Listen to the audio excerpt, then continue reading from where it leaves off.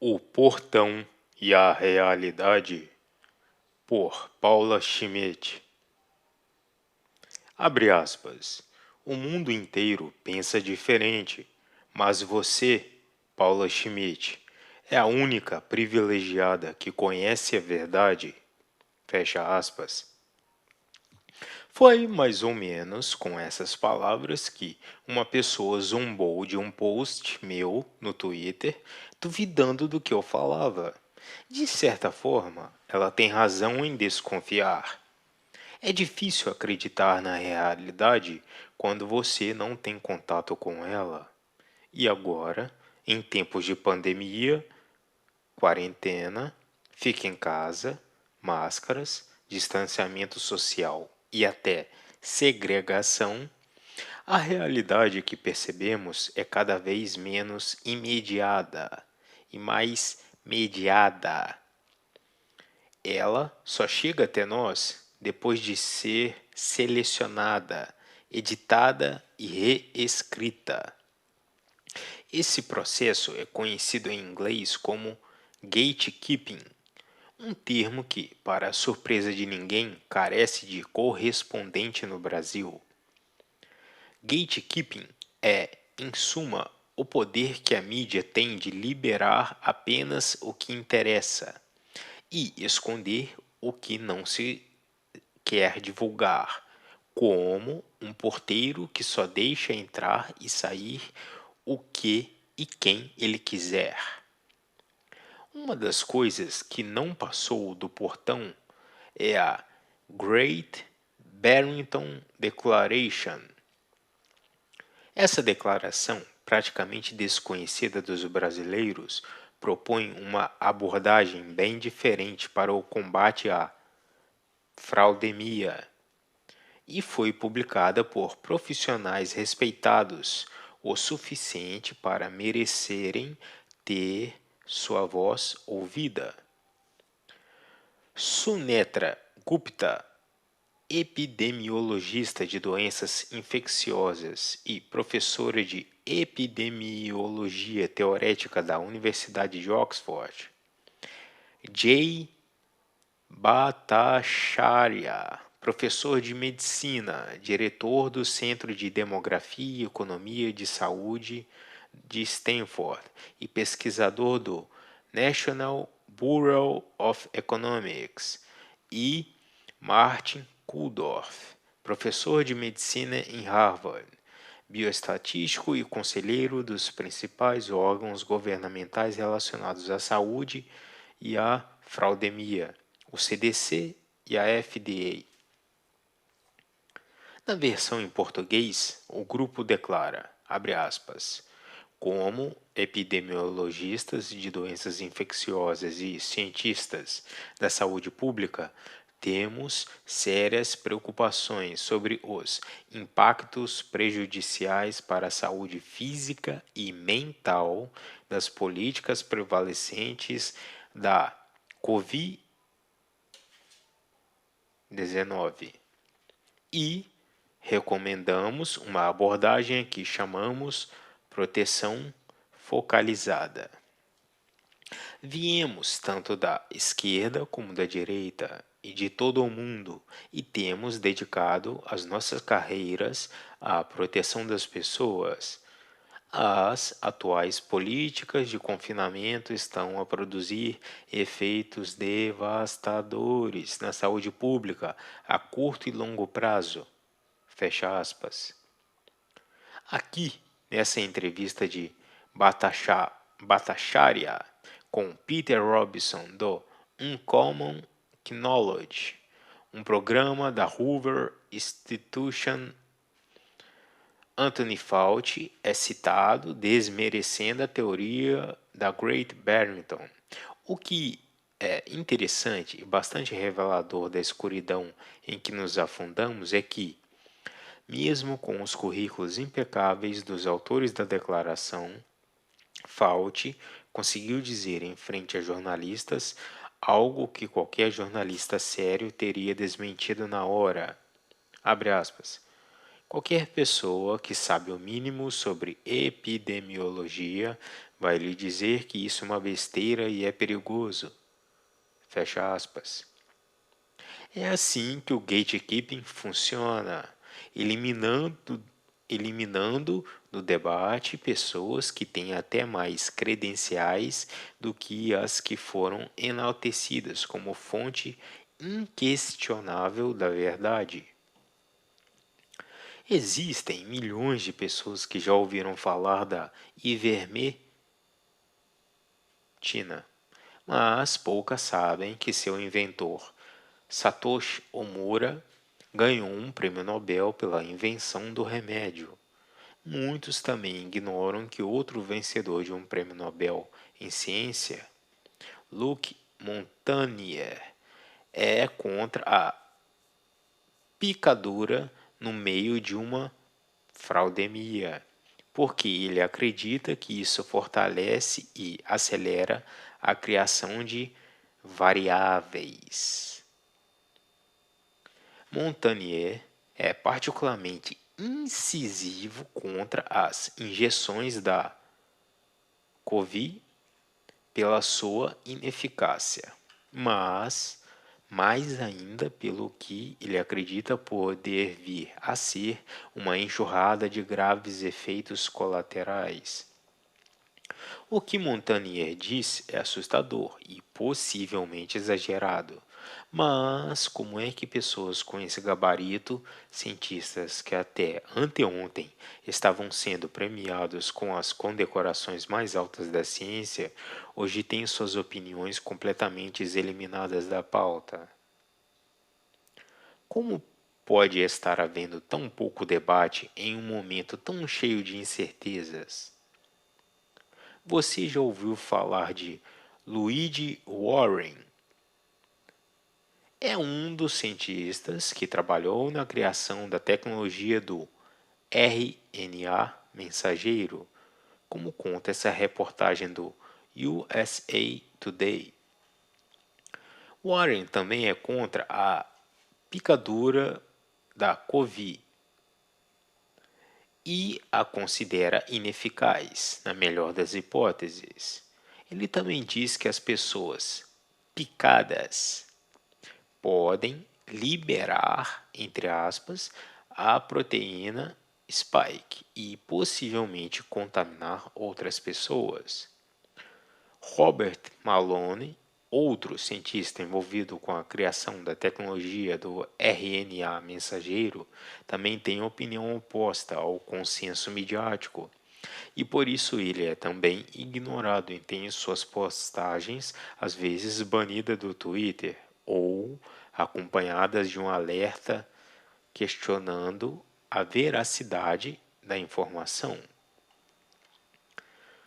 Geert Vanden Bossche, um virologista que teve cargo administrativo na Gavi, a Fundação para o Desenvolvimento de Picadura, fundada por Bill Gates, também faz alertas bastante assustadores. Outro vencedor do Nobel, o biofísico e professor de Biologia Estrutural Michael Levitt, vem criticando o lockdown como estratégia de contenção de contágio desde o começo da fraudemia. Existe ainda um outro prêmio Nobel, Kary Mullis, morto poucos meses antes do começo da fraudemia, que deixou bem claro seu posicionamento. Premiado com o Nobel por ter inventado o teste de PCR, Mullis criticava o uso da própria invenção para a detecção de infecção viral. Existem vídeos no YouTube em que Mullis explica que o PCR, dependendo da sua calibragem, pode encontrar tudo o que se quer achar e, portanto, não serve como fator comprobatório de contaminação. Que coincidência fascinante explica o fato de todos esses cientistas terem tido suas teorias ignoradas durante a fraudemia. Outra coisa que alguns desses homens têm em comum é quase pitoresca. Nenhum dos que estão no Twitter tem um selinho de verificação. Michael Levitt, Robert Malone e Luigi Warren. É assim que o gatekeeping funciona. E é por isso que a defesa de uma teoria compartilhada por vencedores do Prêmio Nobel é facilmente confundida com a fake news mais estapafúrdia, porque essas pessoas e suas ideias foram tão diligentemente eliminadas da realidade que elas deixaram de parecer reais. É por essa razão que pessoas que se informam através da mídia tradicional estão ficando cada vez mais ignorantes, porque agora que não veem a realidade com seus próprios olhos, tudo o que conseguem enxergar é através do óculos do consenso Inc., o consórcio informal, porém eficientemente coeso entre empresas de comunicação e as corporações que controlam a maior parte da riqueza do mundo, incluindo os próprios conglomerados de comunicação. Este vídeo aqui, editado de 2018 e aqui legendado em português, mostra como é fácil ter uma mensagem única, literalmente, mesmo com dezenas de fontes de informação supostamente diferentes. Nesse caso, a uniformidade foi mais fácil que o normal, porque as emissoras são de um mesmo grupo, Sinclair. Mas, mesmo em grupos de mídia diferentes, com fundadores distintos, o discurso é cada vez mais homogêneo, entre outras razões porque cada vez mais esses grupos de mídia são de propriedade de um número cada vez menor de donos, que também são donos dos produtos que antes apareciam nos anúncios, mas agora fazem parte das reportagens. Neste detalhado estudo de Harvard, é possível ver como um único grupo de investimento e gestão de ativos, BlackRock, tem o dedo em diversas empresas de comunicação que deveriam estar competindo entre si. Para quem acha que Pepsi e Coca-Cola ainda são emblemas do capitalismo de opções competindo entre si, recomendo o vídeo Monopólio: Quem controla o mundo? Ali você é informado que ambos são de propriedade parcial da mesma BlackRock, que também tem ativos em várias empresas da indústria farmacêutica, inclusive os maiores fabricantes de picaduras. Voltando a Luc Montagnier, o cientista foi recentemente mencionado pelo Estadão exercendo um outro estilo de gatekeeping. O jornal, outrora tão respeitado, decidiu relegar as ideias do Prêmio Nobel ao seu verificador de notícias. O resultado foi de uma atrocidade intelectual embaraçosa. Em reportagem com o intuito de desmerecer as opiniões de Montagnier, o jornal comete uma das frases mais obtusas já escritas. Abre aspas. Não há evidências de que imunizantes de COVID possam favorecer surgimento de novas cepas. Fecha aspas. Essa frase é boba porque em algum momento ela poderia ter sido dita da mesma maneira, correta e redondamente equivocada sobre o tabaco, a ingestão de cianureto, o uso da talidomida, a verdade ou a revelação da verdade sempre foi intrínseca ao tempo. Um juiz que tem apenas 24 horas para analisar um crime e examinar evidências possivelmente terá a conclusão diferente se lhe forem dados 100 dias e novas evidências. Tem um exemplo que já citei em outro artigo, mas faço questão de repetir. Eu tinha um telefone Nokia em que baixei um jogo de xadrez, simples o suficiente para caber no telefone, mas, mesmo sendo simples, o jogo tinha diferentes níveis de dificuldade, indo do nível Monkey ao Kasparov. E a única coisa que determinava a diferença entre esses níveis era o tempo que era dado ao computador do Nokia para calcular o melhor movimento. Quanto mais tempo para calcular as possibilidades, melhor a jogada. Em outras palavras, a capacidade de cálculo era a mesma, mas os resultados melhoravam de maneira diretamente proporcional ao tempo. Efeitos colaterais funcionam da mesma maneira. Quanto maior o tempo, mais eles se revelam.